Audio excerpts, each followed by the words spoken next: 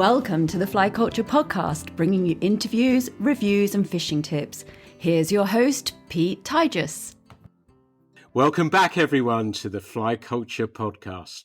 The fish are rising and life feels pretty okay at the moment, and I hope you're finding likewise. My guest today is a guide, casting instructor based in Cornwall.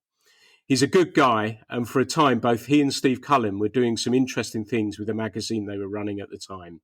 There is much to talk about, and I'd like to give a very warm welcome to Tim Smith. Hey, Tim, it's great to have you on the Fly Culture Podcast. I know we've tried to tee this up for quite some time, but it's great to have you along, buddy. How you doing? I'm good. I'm flagging a little bit. It's the last 24 hours has been a bit like spinning plates, but I've got through it and I'm here. Thank you for having me. Fantastic. And are you fishing? Are you catching a few? Are you guiding? How's that going? It's good. Yeah, I had my first days guiding on the River Lyd up on the just inside Devon yesterday for the Arundel, place that I've worked at for many years now.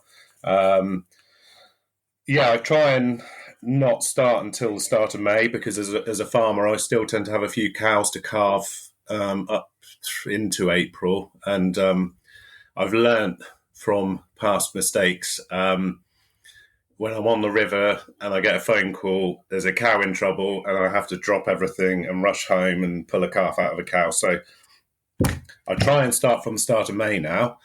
Typically this year, I've still got a few to calve. I didn't time it that well. But it was good. The river yesterday was high. It was cold. We've just come off easterly winds for what seems like 3 weeks. So the fish weren't rising. I had a complete beginner all day yesterday. Never held a fishing rod before. So we tend to start off on the lake, which is stocked with rainbow trout. Even that was quite tricky. He did miss a fish on a buzzer, but most of the morning is spent casting, and then took him on the river in the afternoon. And he caught fish. He caught a really nice trout, 10-inch brownie, which, as you know, for the Lyd tamer system, that's a decent trout. That was on. I tend to start beginners on swinging wet flies. Really nice, easy way to get them into the river fishing. If they make a crap cast and it lands in a heap, the river straightens it out and they've still got a chance of a fish. So, he caught a nice trout on a wet fly. We worked down a couple of pools and then fished back up with a nymph under an indicator, and he had a nice little grayling, I don't know, 11 inches, 12 inches. And he loved it, absolutely loved it. Really nice guy, worked a treat. So I got home about 7:00 last night, and then I was up at 4:30 this morning, checked the cows at 5.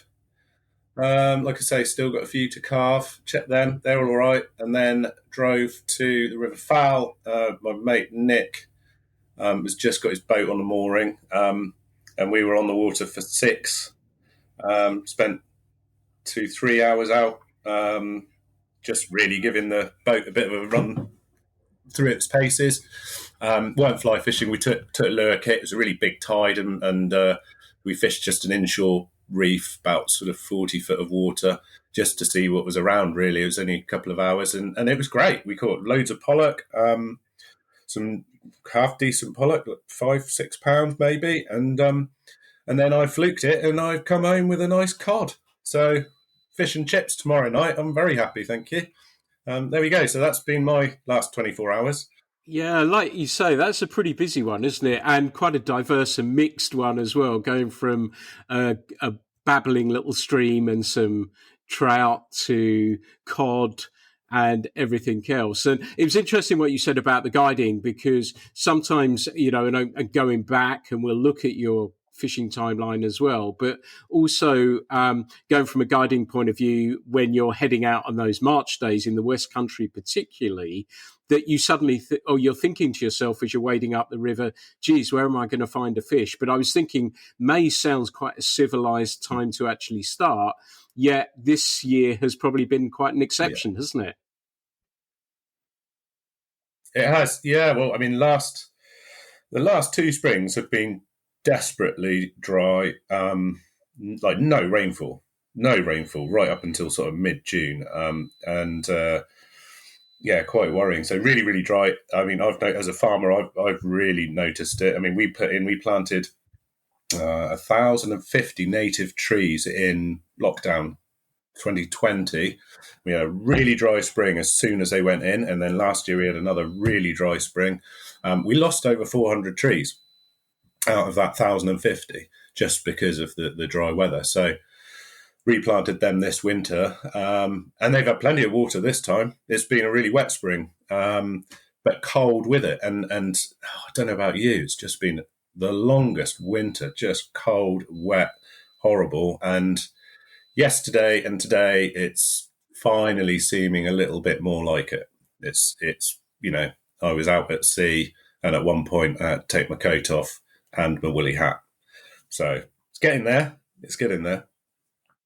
Yeah, that's good to hear, because often at home, I'm sure you experience exactly the same. That I remember heading out March the 1st to cast for some salmon, and I was fishing a single-hander rather than a short double-hander. And usually what happens is that the water holds up for a bit, doesn't it, into March and April. Then it suddenly starts to drop away. And it's just not happened. I know I was fishing down on the Tamar a week or two ago, and there was still so much water coming off the land and the fields and everything else.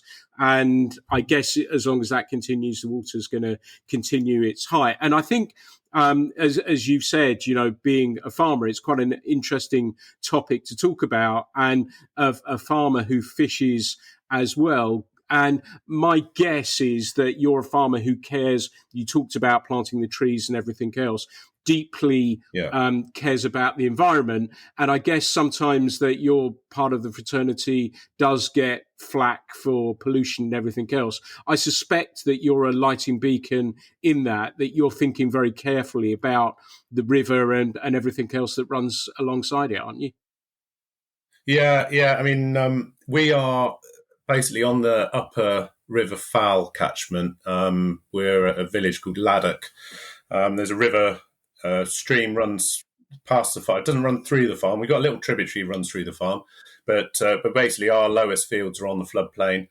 That stream winds down goes through Tresillian, where it becomes, they call it the Tresillian River, and then through and meets the main River Fowl. So we're on the river catchment. We are in a NVZ, nitrate vulnerable zone. So we are kind of, it's very restrictive where and when we can spread fertilizer, farmyard manure, for example. Basically, I mean, mine's a very low input farm, so I don't spread lots of fertilizer anyway, but there's none spread anywhere near the rivers. When I first came back as well, the little tributary that we have here, first thing I did was to fence cattle off that. So that's just completely removed all the erosion. Something that I, feel very strongly about, and everything I can do to remove any pollution, entering the waterways, then I do it. It's something that I feel really strongly about. Just a really interesting little anecdote from the last couple of weeks. So my little lad, I've got two kids, 6 and 8, Alice and Jim and Alice. And my little lad, Jim, 6-year-old, obsessed with anything farming, in particular tractors. So he's got his favourite YouTube channel that he watches. Quite an inspiring young lad who runs a farm up in Norfolk, 20s, just drives lots of tractors, and Jim loves it. And just recently he started posting some slightly more political stuff. And one of the interesting things, I had to read the comments, was this guy, this farmer on the River Lug, that completely ripped all the riverbank, reformed the riverbank. Yeah, so this guy on the River Lug, and I had to read and he was basically sent to prison. He'd been told on more than one occasion by Natural England to stop the work he was doing. He'd basically felled all the trees, removed all the turf, and reformed the riverbank, so it was completely devoid of all vegetation. He was told on more than one occasion to stop. He was issued a stop notice by Natural England, but he carried on doing it as he pleased, and he was prosecuted, and he was sent to prison. And the whole premise of this YouTube video was, as a farmer, was this fair? Should he have gone to prison? And yeah, it was quite. It was a bit disheartening. There were a lot of people in the comments were saying, well, we're the ones that know how to manage the land. It'll all go back. What's the big fuss about? No, he shouldn't have gone to prison, etc., etc. And I think a lot of that was disheartening, because it's just a lot of ignorance, really. There's a lot of farmers down here that are really, very conservation minded. And like myself, will really think about it and care for the land, and not to the extent of what I'd call sort of rewilding, but really care for the land on in harmony with nature. But it shocked me a little bit. Anyway, I managed to put a comment on there, and as a river keeper of 7 years and a farmer now. So yeah, it is difficult. Farmers do get a lot of flack, and there's a lot of times where I see comments and it's like, well, that's not a fair comment. You're giving farmers a bad name. But then on the other hand, there are a lot that just need to open their eyes a little bit, as far as I'm concerned. I think you make some really, really interesting points there. And, there is I guess you can, it's easy for me not to see it from the farmer's point of view, yet I can see them being squeezed. So from what they're producing and the margins and the yields and everything else. So there's issues from that point of view. So herds are getting bigger and everything else as a result of that. So it's harder to manage from that point of view. So it is a very difficult balance. And I guess it takes, as you said, putting comments on there as a farmer and as a river keeper may make people think differently and think of both sides of it. And like you say, it's again, we say fishing is a microcosm of life, and I'm sure farming is very similar in that there's progressive people like yourself, yet there are people who have done things that their family have always done. And, I've come across cases of farmers who use the river as somewhere where they can get rid of stuff, whereas other farmers have contacted me and said, look, about sewage treatment works. And, it's been extraordinary that they've been in touch with me, and we've got the ball rolling about sewage treatment works. So it is a double-edged sword in some respects, that there are both good and bad. But it's lovely to get your perspective from that, and it's exactly as I hoped. And I'm hoping that, as younger farmers, that people are looking at the land in a slightly different way, perhaps, anyway. But I wanted to move on to the fishing side of things as well, and about guiding and how you'd left it and sort of come back to it. And again, we're going to talk about your timeline a little bit. But do you think, how does the landscape of fly fishing as a whole look to you right now? Because sometimes I worry that we're being drowned in a sea of olive, yet I see stuff out there that lifts my heart greatly. But how does fishing look to you when you started guiding and subsequently as you've come back to it? It's a tricky one, really. In some respects, it's changed a lot. It's difficult because, like, I started guiding full time in 2008, so it's 15 years ago. And working for a hotel, it's not like I'm not a freelance guide. So I've worked at the Arundel in Lifton, and you are kind of in. It's a unique place. So it's a bit of a bubble, and our clientele, it's a bit of a household name. We get a lot of people that have been coming for donkey's years. I mean, I've had a grandfather, a father, and a grandson walk in together to the fishing office in the morning, and all three of them had been taught as a boy at the Arundel. So there's that. We've got so many repeat customers. With respect to it changing, I definitely after lockdown, I think there was a big resurgence. There was a lot of people still wanting to learn, definitely. And I think the other thing I've noticed, Paul Whitehouse's TV program had several people come to us purely off the back of that. Never been interested in fishing before, loved that show, thought it looked great. I want to learn. So that was brilliant. It was busy yesterday. We had 5 guides out yesterday. 12 people between 5 guides. That's May's usually one of the busiest months. It will certainly pick up even more. But I don't know. It's a difficult one. I don't see it's changed hugely, really. I mean, there's been a big change in how people learn to fish, I'd say. Social media's had just a huge impact.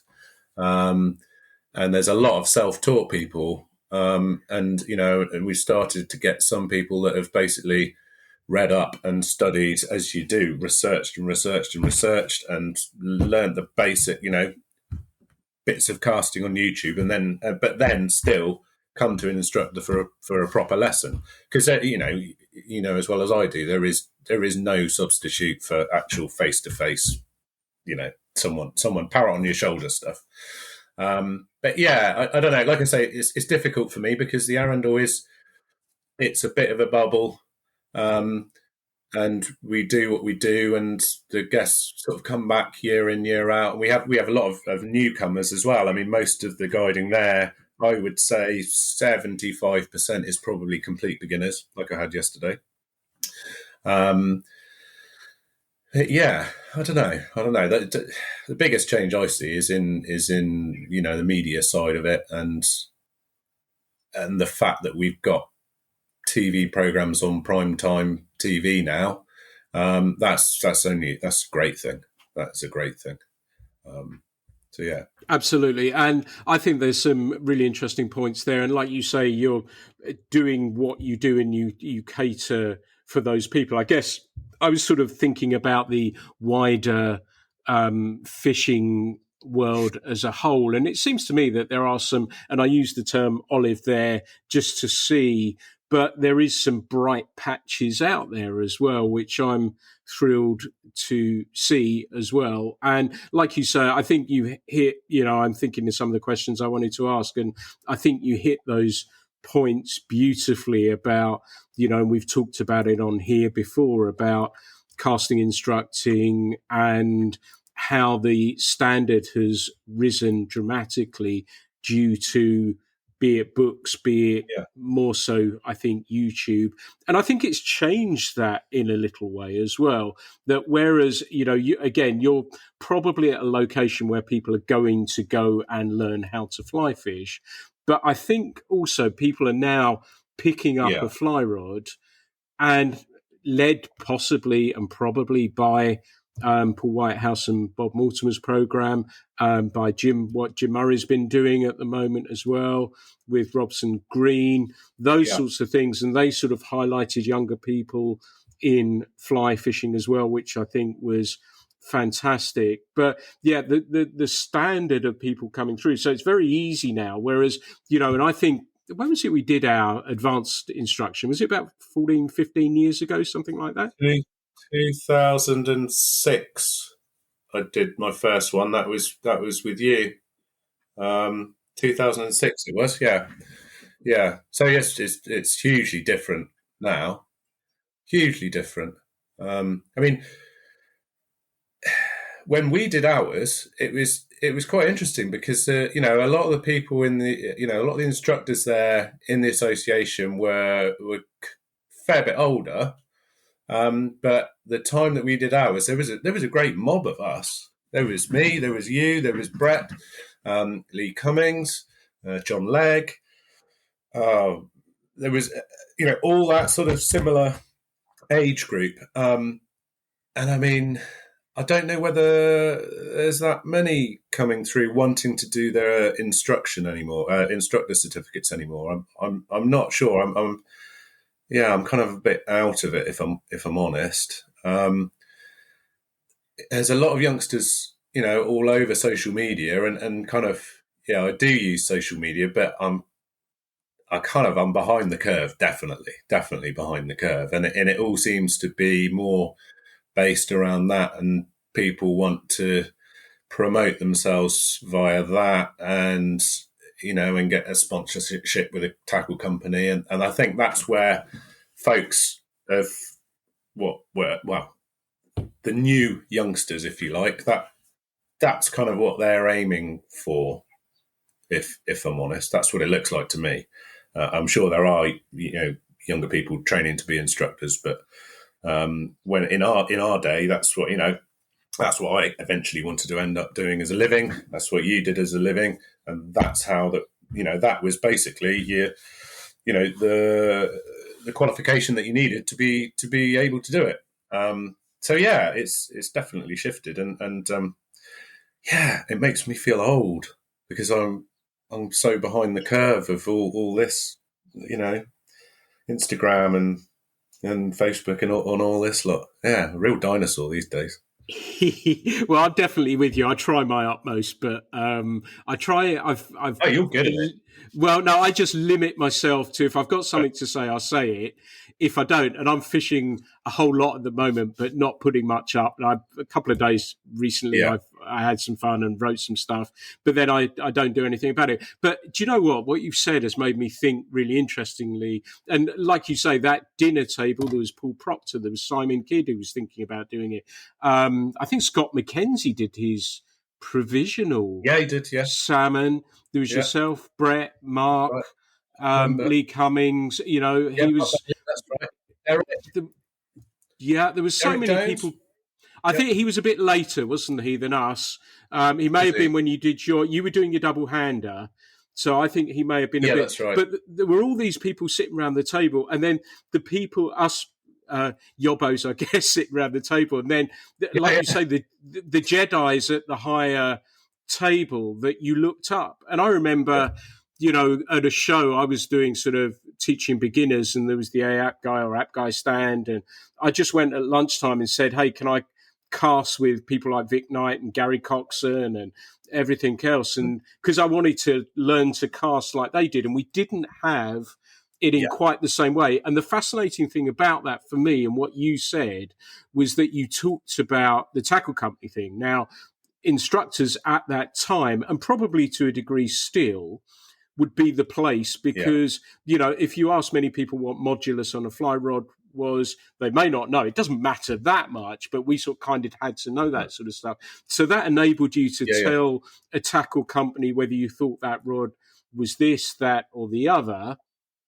But now, I guess tackle companies look at things differently because, and it was that you didn't have social media, so that you or I would take people fishing, and particularly when I worked for Nick, that you'd hand them a rod, and at the end of the day, they would say, "Well, I need some kit," and that's how it would work. Yeah. But now you can reach many millions of people via social media and put people's rods in hands in a different way. I suppose that's probably where that dramatic change. So that role of the instructor, and I use that term Jedis, and I don't use it lightly, I have to say, that role is different now, and it's not as intrinsic or as important possibly to the industry in quite the same way that it was. And that may be, you use the word dinosaurs, perhaps we are, perhaps we aren't.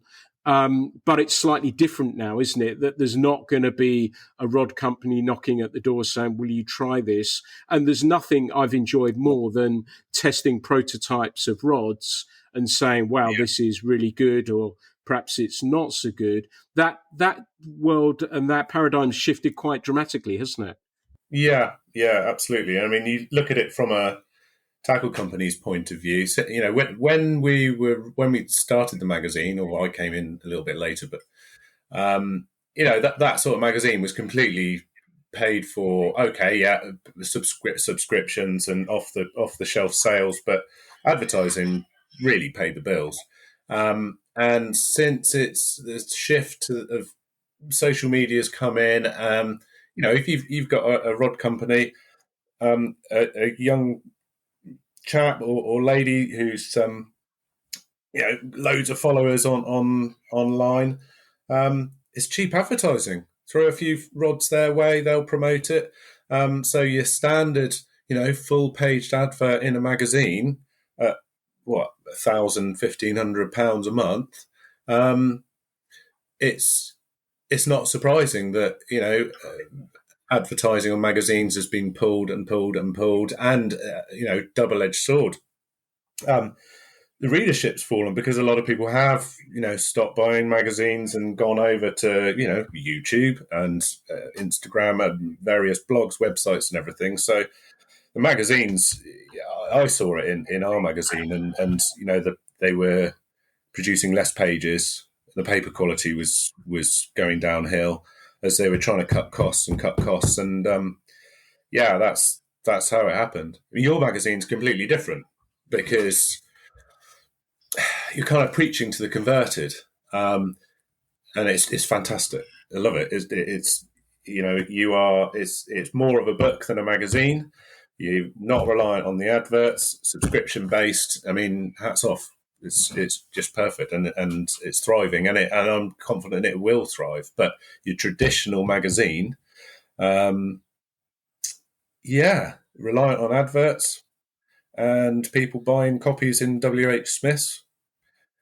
It must be really hard to make it work now.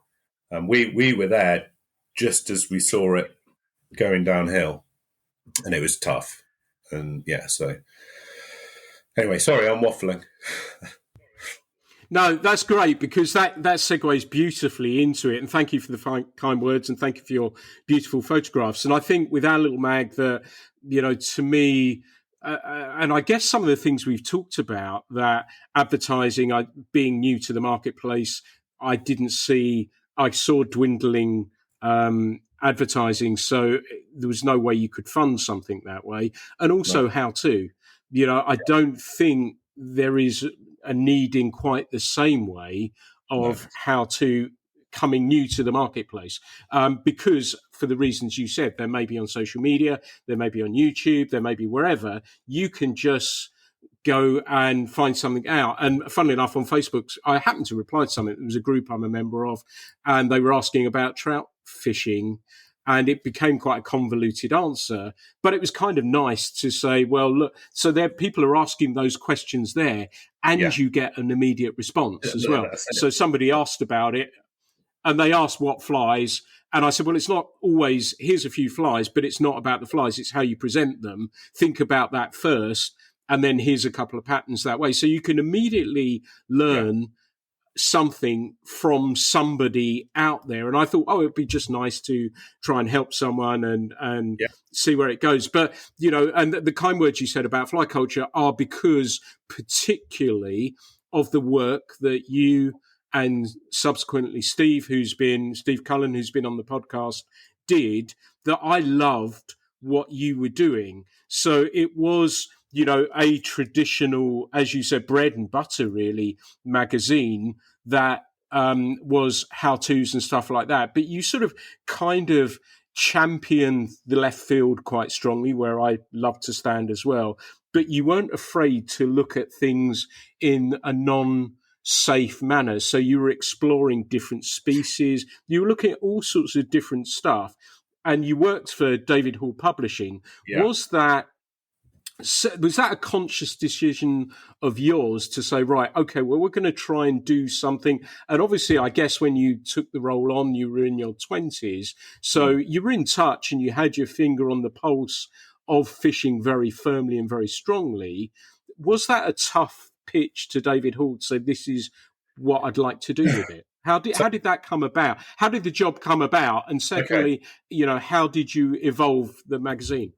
Okay, so if I start from the beginning, from my perspective, so 2003, it was the first sort of time I'd thought about becoming a fishing instructor, and really close family friend that I've known since I was 5 years old, Gary Champion, probably certainly one of the most well-known instructors in the West Country.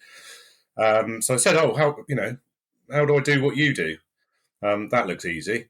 And anyway, so it was, he said, right. And I had a few lessons with Gary to sort of sharpen the casting up and, to understand more about casting. and I went through. It was the first year of level 2, having been Stanic, 2003, and I passed my level 2, and did a little bit of tuition with Gary, helping out that summer. And then he mentioned that he'd been writing for a new fly fishing magazine, Today's Fly Fisher it was called, and that they were looking for an editorial assistant. Now, at the time, I was kind of moved back to Cornwall, didn't really know what I was going to do. Anyway, I applied for the job, and went for an interview. Now, David Hall Publishing, David Hall, I mean, yeah, brilliant idea. He always said that he would rather employ young, keen anglers and teach them to become journalists rather than getting journalists and try and teach them about fishing. And so, I mean, from at that time, I think there was 10 or 11 angling titles run from David Hall Publishing, big open plan office. And most of us were in our 20s, some a bit younger, some a bit older, but it was a real sort of student atmosphere. I mean, David Hall was a great character. I mean, yeah, he called a spade for sure. But we worked hard and we kind of played harder, if I'm honest. But he encouraged it, and he just knew that it's the youngsters, the 20-somethings, that were really driven and keen, and they were finding out all the latest, things that you could do. And I mean, the magazines all, they all had to follow a similar format. So it was all instructional, lots of step by steps, lots of fishery pieces. You'd always have your same flat plan each month. Really, you'd have 4 or 5 6-page main features. You'd have your news pages. You'd have your tackle reviews, etc., etc. And that was pretty similar across all the titles. I mean, it was at the time. So it was Andy Petherick that just started the magazine, and I think David basically gave it, because David, very well experienced course angler. Bless him, he's passed away now. But he didn't know anything about fly fishing, but he wanted to start a fly mag. And Andy, who I believe was instructing for Orvis, or he might have been managing a Orvis store. So Andy got the job and was pretty much given carte blanche on what he was going to cover. And then 6 months later, they were looking for an assistant. So I got the job. And I mean, the interview was basically, went up, met Jim Foster, Roger Mortimer, and I had to write a news piece, a tackle review, and bring some photographs. So basically, they were seeing if I could string a sentence together and whether I could, use a camera. Now, I cannot even remember what pictures I took up there. I'm guessing it was probably dead fish in the kitchen shots. So anyway, but basically it was that. I got the job. I learnt down the line that I very nearly didn't get the job, because as soon as my CV came in and they saw that I was 24, they said, "Oh, he's too old. He's way too old." Anyway, I did get it, and it was just, mate, it was so good. It was like you always have people to help out. So if your writing was a bit rubbishy, you'd always get a shout from a sub editor that go, "What is this bollocks?" And they would come and talk you through it. Yeah, don't do that again. The camera, we were just each handed a DSLR, and it was 2003. So DSLR, digital cameras, like professional digital cameras, were a very new thing. I'd not shot a digital camera at that point. I was, brought up shooting film cameras. So we were handed a bag with a DSLR in it and a couple of lenses, and a few memory cards, and just like, well, how do I use this? And Jim Foster, who I ended up sharing a house with, brilliant character. He was editor-in-chief, I think his title was, but he was really good photographer. And typical Jimmy just said, right, stick it on manual mode, go and do a feature, shoot 500, 1,000 pictures, and with a bit of luck, you might come back with 5 good ones. And so that was it. You just learnt on the hoof. I mean, we were given, there were quite often, there would be a day where they'd bring in like a consultant who would, or a trainer who would train us in photography or writing or blah, blah, blah, blah, blah. But it was just like David Hall said, it was a whole open plan office full of young, keen, slightly wild anglers that were part learning as they went along and part being trained to become journalists. But it was just such a good atmosphere. I mean, we had the boys from Total Sea Fishing, Dave Barham, they were on the desk next to us. Then we had Advanced Carp Fishing on the desk right there. They took it very seriously. Then we had Match Fishing, we had Total Carp, we had Advanced Pole Fishing, and then a couple of trade titles as well. But yeah, so and at the start of it, I was working as Andy's assistant, and it was great. We were traveling around. We did use a couple of freelancers. We had a freelance photographer, but basically we were handed a camera, a laptop, a company credit card, and told, right, go fishing. And it was just like a complete dream come true. We were traveling. I mean, Andy, being editor, he did all the cushy sort of trips to the Seychelles and stuff like that. Whereas, I got to go to Ibrook. It was great. It was great times. Loved it. And at that time, because it was new, it was just free reign over what we covered. And, we both really enjoyed river fishing. We both enjoyed saltwater fishing. So we did a bit of everything, and we got to learn, that knew everyone in the trade. I mean, it's a small trade, as you know, in the UK. Just met so many great people. And after 6 months, he'd been running the magazine for a year, and I'd been there 6 months. Andy he's always a very driven person, career-wise.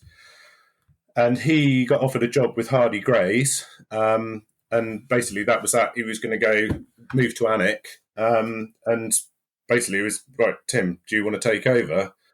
Now, I'd only been there 6 months. It's like, yeah, okay. And so it went on from there, and we still continued to do very different sort of features, some straightforward tackle reviews, lots of tackle reviews and stuff like that, and then some just real. I mean, that was a thing that David Hall always used to encourage, was complete out of the box thinking, like crazy stuff. We later down the line, when Steve Cullen came on, we used to go to Tesco's in Rugby to do our shopping.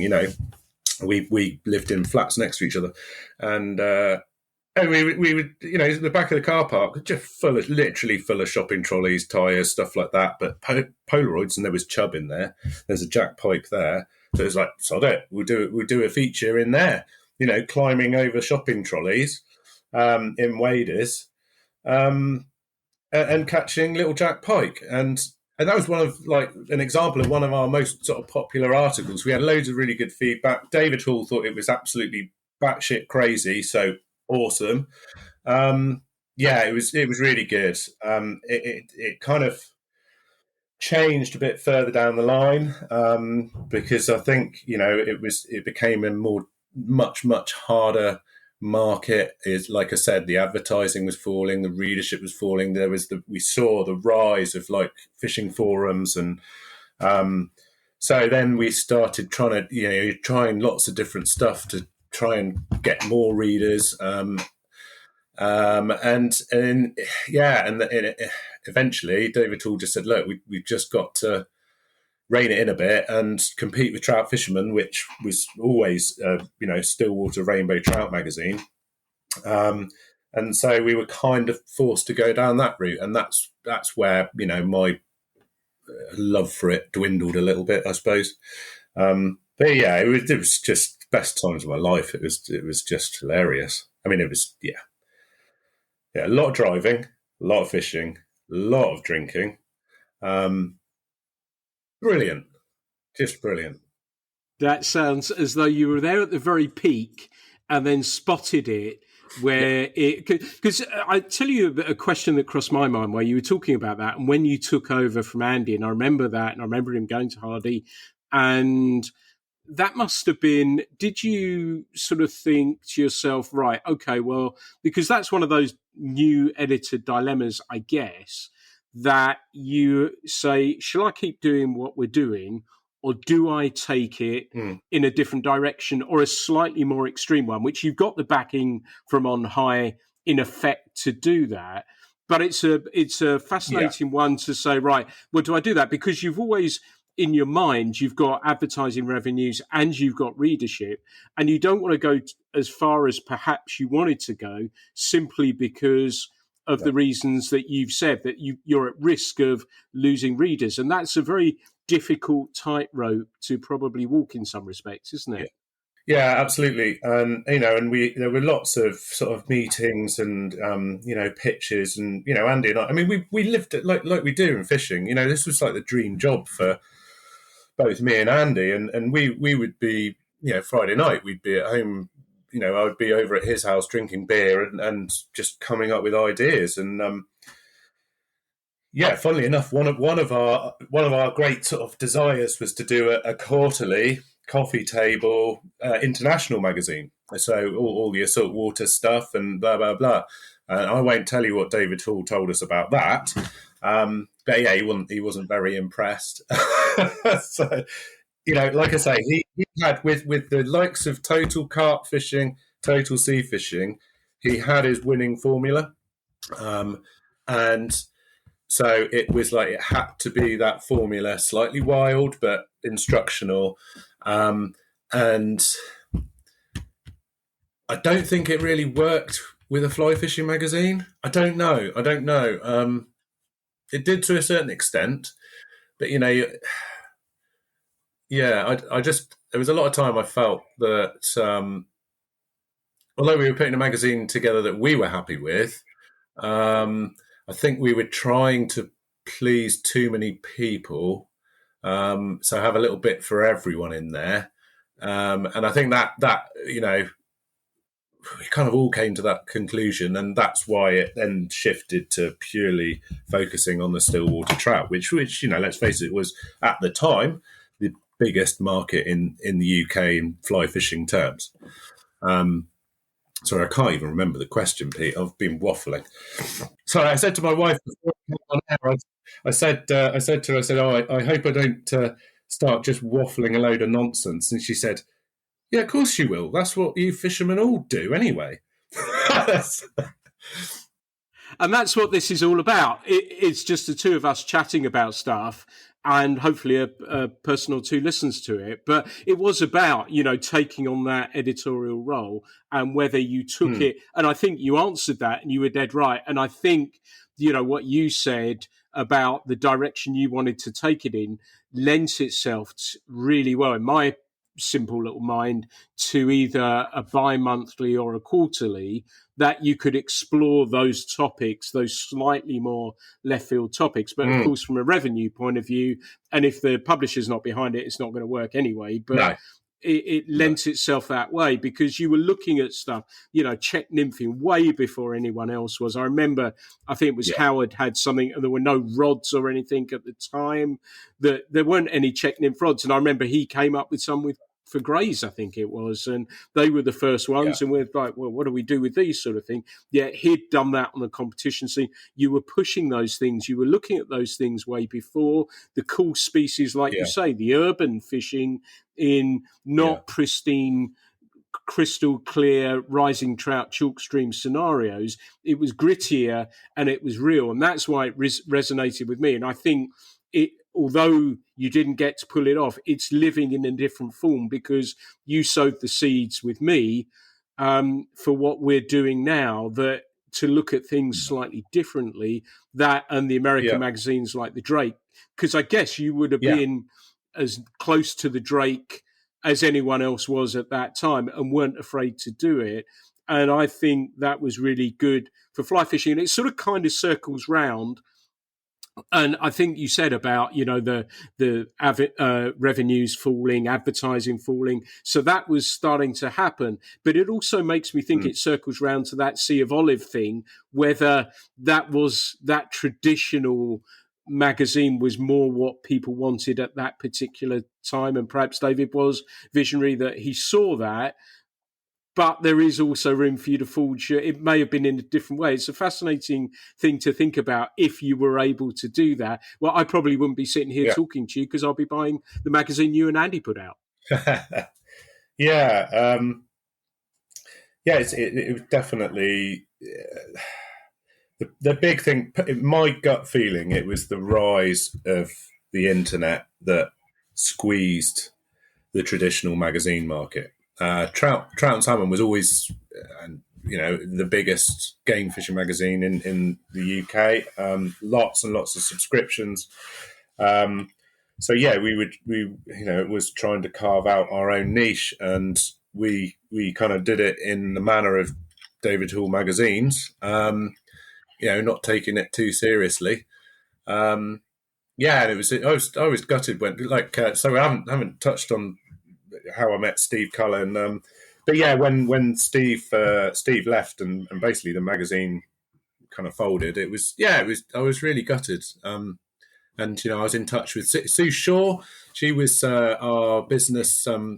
She sold our adverts basically. And dear Sue, I mean, it was when we started, there was Andy, myself, and Sue.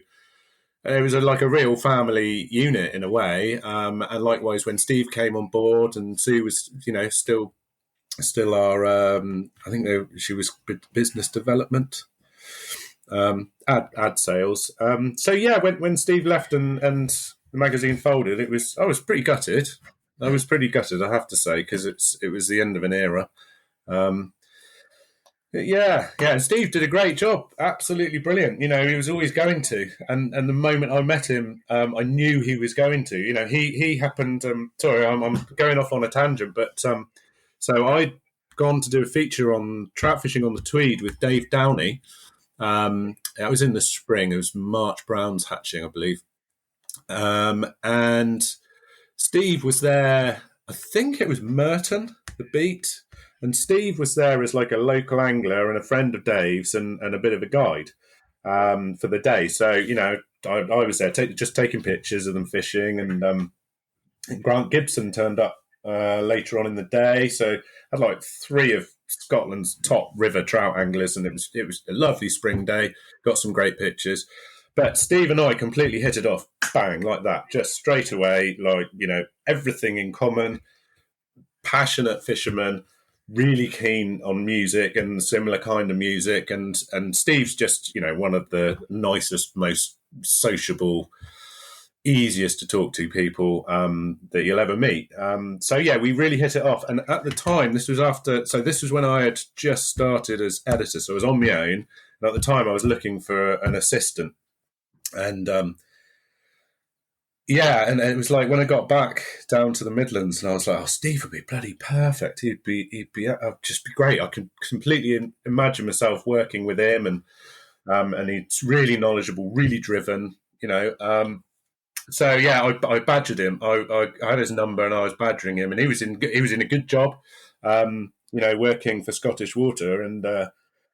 But I kept on him because it was like, that's who needs to be on this magazine. No question, he's brilliant. I wore him down.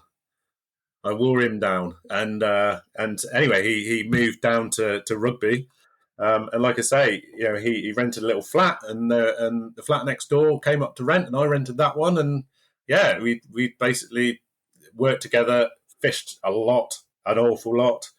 Drank together, brilliant. It was really good. And then when, like I say, skipping forward a bit now. So when that magazine, we were told by the publisher that we really need to rein it in and concentrate on a core market of stillwater rainbow trout anglers. And that's when my kind of passion for it dwindled a little bit. I've always been a river angler. I do enjoy my stillwater trout fishing, but my real passion is in river fishing, really. saltwater fishing. So yeah, my kind of passion just waned a little bit, and I was sort of thinking about, I need to move. I need to come home. I wanted to come back to the West Country. And it was around about that sort of time that Steve sort of quietly said to me, I've just been offered a job with, I think it was Shimano, but he'd just been offered a job, better pay, step up the ladder in the tackle trade. So I'm going to take it. And I was just like, I was like, okay. And I came home and I said to Ellie, my girlfriend at the time, who's now my wife, and I said, shit. I was like, I was kind of thinking of getting out of it and coming home. But if Steve goes now, it's going to take me 6 months to get another assistant, and then another 6 months to train them. I'm going to be here for another year, and I don't know whether I want to be. So I kind of went back to Steve and just said, look, how about I go and you take on my role? And Steve was like, yeah, fine. Okay, cool, I'll do it. And that's what happened. And I moved back down here. And actually, it's a really weird story. So that evening, I had handed my notice in.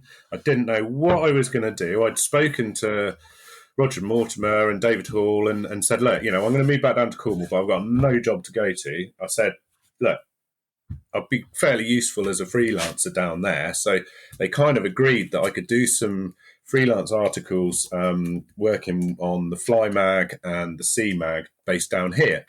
Sort of a set number of articles a month. So I was like, right, so I can afford to pay the bills. So I was like, right, okay, deal. I'm going at the end of whenever, 3 months' time or whatever. And the evening that I got home, I phoned up Gary Champion, who had, was always a bit of a mentor to me. And I said, I'm coming home. I'm leaving the magazine. And he was like, I don't know why I phoned him. I don't know why. Anyway, I was having a glass of wine and Gary just said, that's really weird. I said, why? He said, well, I've just literally come off the phone to Anne Vos Bark and she was phoning me to see whether I knew anyone that would want a full-time instructor's job at the Arundel. And it all just completely slotted into place. So, yeah. So that's what happened. And Steve took on the magazine and ran it. I mean, and like I say, to save, I might be wrong. I hope I'm not talking out of turn, but to save the costs on the magazine, he ran it himself. I mean, like I say, one of the most driven people that I've ever met. I'm the opposite. I'm really not driven at all. I'm too laid back for my own good. But Steve, yeah, I mean, absolutely took the bit between his teeth and ran it. I don't know how many years, several, quite a few years on his own. And brilliant, absolutely brilliant. So yeah, that was that. That was it. And like I say, when Steve finally left, I mean, David Hall passed away, sadly, and there's the publishing house was sold.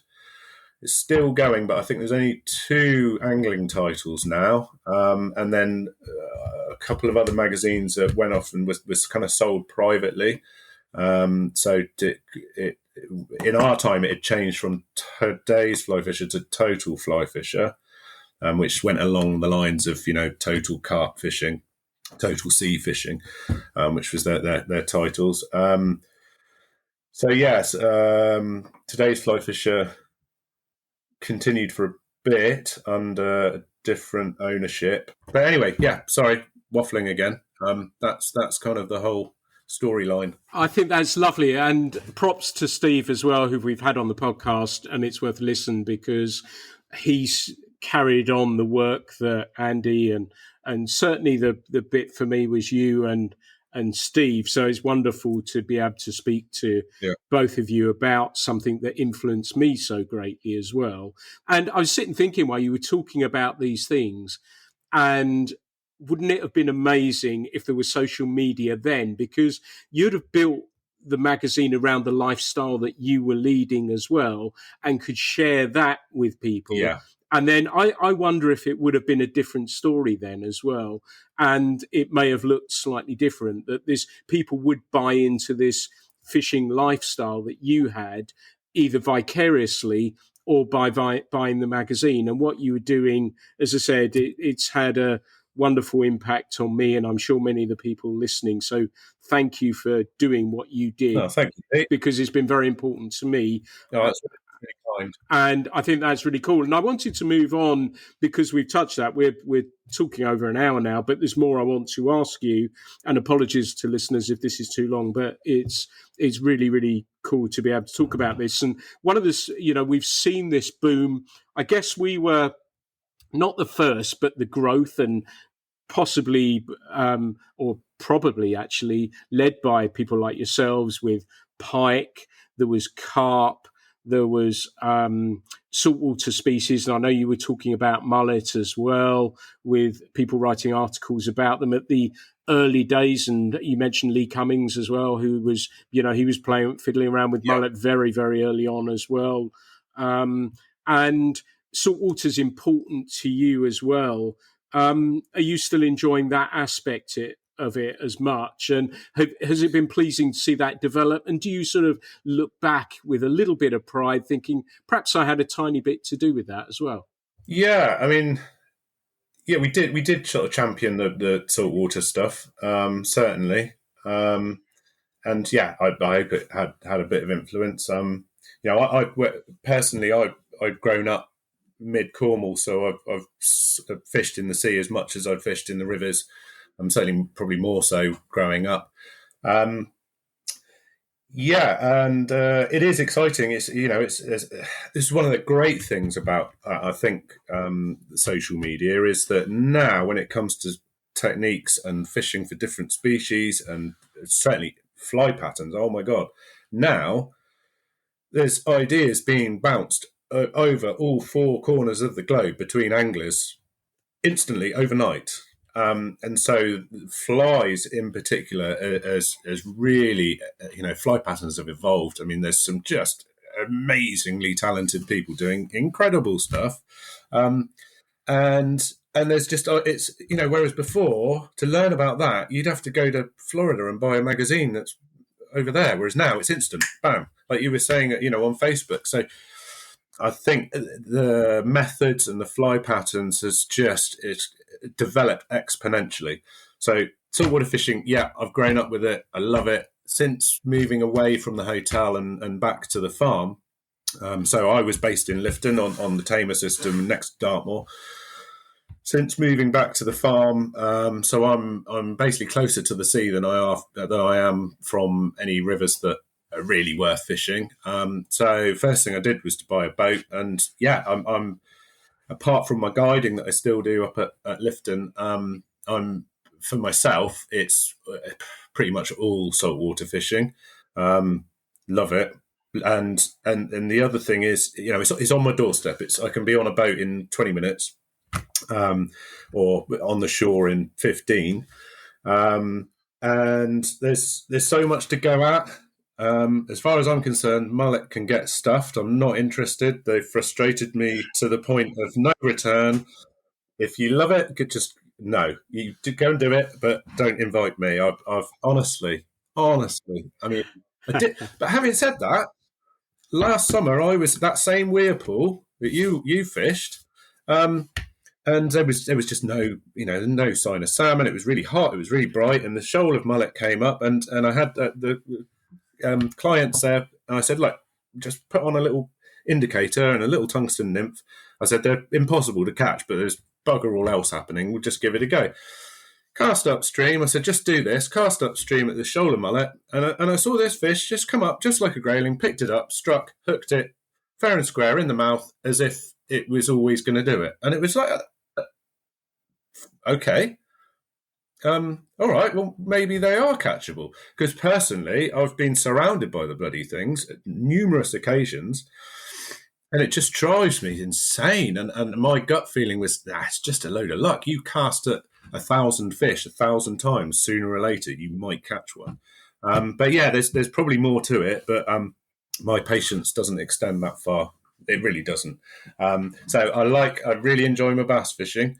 I've bass fished all my life, but it's now where I am back home that I'm now putting sort of all my focus or most of my focus on that. So for me, I love it because I'm learning all the time. I mean, I'm by no means an expert bass fisherman. It's, I catch a few fish, I'm figuring it out, but it's all new, really, to, really, really focusing on it and dedicating time to it. And it's been great, and I'm pretty much surrounded by water where I am here. So I can go the north coast in 15 minutes. I can be on the south coast in 20. So yeah, the saltwater thing is, I know it was really quite a new, exciting thing when we were running the magazine. So what's that? It's 20 years ago now. And yeah, it's kind of blown up. Oh, wow, it hasn't. Because I think, people look at it and think, oh, this is really good. Yeah, this is really exciting, really new. But it's hard.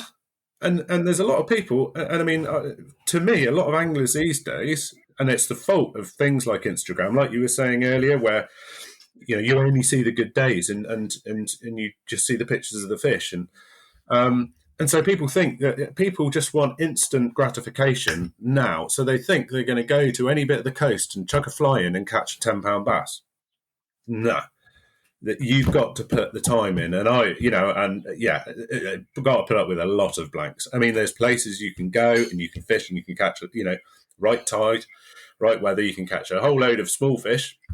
But yeah, it's high stakes fishing. It takes dedication, and I'm working on it, but I haven't even got half a grip on it at all. But yeah, I love it. Saltwater fishing, brilliant. And with the summers that we're having now, like last summer, where the rivers, they actually stopped fishing on a lot of rivers because of the water temperatures. It's really nice to go paddling in the sea with shorts on. Love it. Yeah. Nice. Like your style. I like that weir pool as well, and I'm doing nothing different. I've caught a few out of there, and I think the key word in that particular spot is patience, and they're right below your feet, and yes. you just got to literally be patient, and then for some reason one will eat it. There's nothing tidal about it. I've tried at all different stages. There's nothing. They're there, and then one will just suddenly go, "Yeah, I'm going to eat you." And so I don't know what that is. I've caught bream in that pool. I've caught trout, sea trout. I'm going to say, have you seen bream and caught bream? Well, that same day. That same day. Yeah. So we caught this mullet.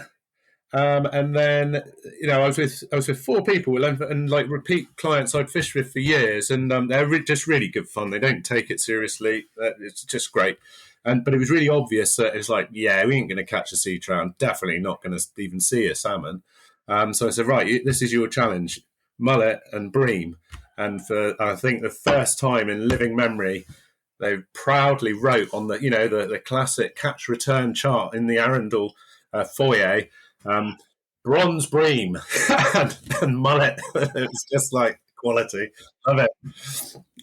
It's it's bonkers. Fantastic. No, it is great fun. I'm looking forward to that. I was there a couple of weeks ago. No mullet there yet, so I'll keep watching that closely and see, but I really enjoy that. But there's a new segment that I've introduced in the last one, and it's called Fishing Train Wrecks. And last week I threw mine out there. I've got another one that happened to me this week that I was fishing my buddy Warren, went to put my waders on and thought, they're not mine, they're Emma's waders. And I sort of smiled about it. I was absolutely fine. And I thought, oh, well, we can sort that. And I said to my friend, have you got a spare pair? And he amazingly said yes. So we were sorted out. So it was a dream, but it was quite an amusing one. And I messaged Emma and said, silly old fool, I've done this. I've turned up in a river and not had any waders. And funnily enough, I posted about this, and Nick Hart said about a day where he turned out, he got us on this wonderful beat of the tour for salmon, and he'd rocked up and forgotten his waders, so we had to go fish somewhere else. We still had a good day, but that was amusing. But tell me, have you had a fly fishing train wreck? Doesn't have to be guiding, it can be personal, it can be whatever you like. Many. Numerous. Still have them. Yeah, mostly train wrecks, to be honest. The one that really sticks in my mind was a guiding one, and it was because of where I live now, and it's like an hour to go to the Arundel, where and guide. I don't do any sea trout guiding at night because I've got young kids, I've got cows to worry about, and if you're out until 2 a.m. and then an hour's drive home, I just can't. I'm getting old. I can't cope with it. So, but this one, it was 2 years ago now, and they really, really needed someone to guide for sea trout at night. And I thought I'll just do it this once, because I loved my sea trout fishing. And so anyway, okay, I'll drive up there, and it was a father. It was all I was told was it was a father and son. Fine. Drove up there, got up there. It would have been July, I would think. Got to the hotel at 9 o'clock in the evening. I was pretty tired already by then, but I was there and I was waiting in the car park, and no sign of these folks. Anyway, and they when they arrived, the father came out into the car park first, and he had 2 crutches and a guide dog. So, I mean, lovely old chap. Must have, I'd say, late 80s, and with his son. Lovely guy. But I was like, at first, when I saw them coming across the car park, I was like looking around, looking for, someone chuckling in a hedge at me. But so I was like, right, there's only one place where I can safely take these folks, middle of the night. And so it's like, right, we'll go up there. Let's do this. And so we got to the car park and got sort of tackled up. Anyway, the guide dog refused to get out of the car. It had gone dark, and the guide dog looked up. This lovely lab, and she just looked up, and she was like, "Oh, I ain't going anywhere." So it's like, and she just wouldn't. So like, okay, left the window open, left her in the boot, and I kind of held this chap's hand. And as we were going up there, I'm like, the one really safe, easy, level piece of river that we could fish from the bank, didn't need to do any wading, but it involved about a mile's walk. And I thought, this isn't really good, but we're just going to have to take it steady. And sure enough, it took over an hour to walk the chap up there. And we got up there, and I mean, just the nicest old chap. And all the time, I felt for him. All the time, he'd turn around and he'd say, "Oh, I'm sorry, chap. I'm sorry, but the worst thing you can do when you get to my age is bloody well give up." And I thought, yeah, too right. I want to be doing this when I'm your age. Anyway, so we fished. Was it? Yeah, we didn't catch any fish. We fished surface lures.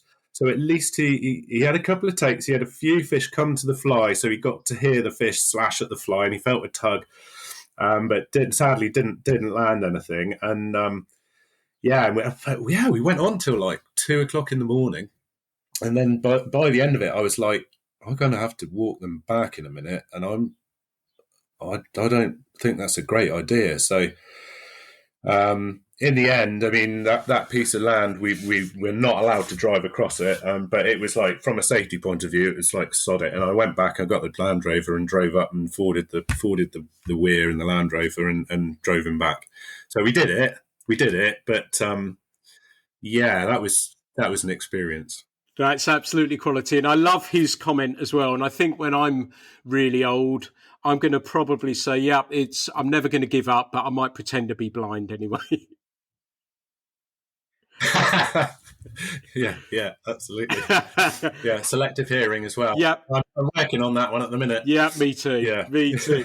Fantastic, Tim. It's been wonderful to catch up. Listeners, please accept my apologies for being a bit of a fanboy, but I wanted to talk to somebody who's had such a big impact on me, and I hope you've enjoyed this. We've seen fishing, we've seen farming as well, and somebody who cares deeply about the environment, and I'm sure they're spreading positive news within the community there. We've looked at guiding, we've looked at the housing days of publishing as well, and it looks as though you must look back, Tim, with some wonderful memories of fly fishing already. Yes, yeah. I mean, like I say, my dad taught me to fly fish at the age of 9, and apart from a brief sort of stopping of fishing between when I was at uni, sort of 3 years or something, that's kind of all I've thought about for better for worse. I should be a much more driven farmer, but it's all about the fishing, and always has been. So yeah, there's been some amazing times. Absolutely,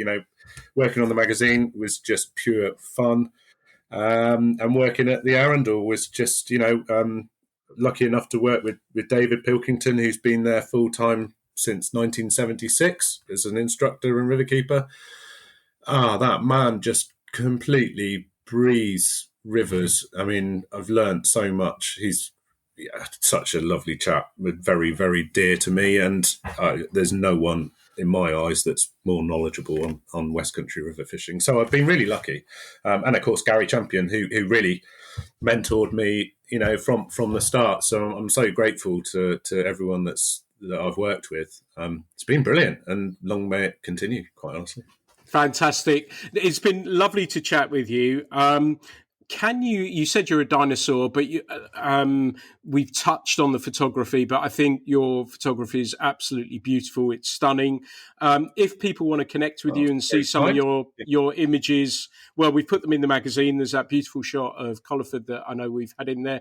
But how can people find you on Instagram and stuff like that, should they want to? So yeah, Instagram, I don't use it so much anymore. I don't post very much. It's gone a bit crap, Instagram, as far as I'm concerned, just with all the adverts and sponsored things and blah, blah, blah. But anyway, yeah, Instagram, tim.smith.23. Fantastic. Tim, it's been brilliant to catch up as always. I hope to see you soon. And thank you so much for being a guest on the Fly Culture podcast today. Absolute pleasure, Pete. Good to see you. Thank you for having me. Absolute pleasure. Everyone, thank you for listening to this episode of the Fly Culture podcast. As always, these are completely free. There are no hidden charges or anything like that. There'll be plenty more episodes coming very, very soon. I would also, if you get the chance, if you haven't seen it already, have a look at Tim James's film. I think he's handles Fly Fishing Londoner. Have a look at what he's put out at the moment. I think he's doing some really cool stuff. So have a look at that. But thank you so much for listening to the Fly Culture podcast. The Fly Culture podcast is brought to you in association with Fly Culture, a quarterly print magazine. For more information, please visit flyculturemag.com. You can also find Fly Culture on Instagram, Facebook, and Twitter.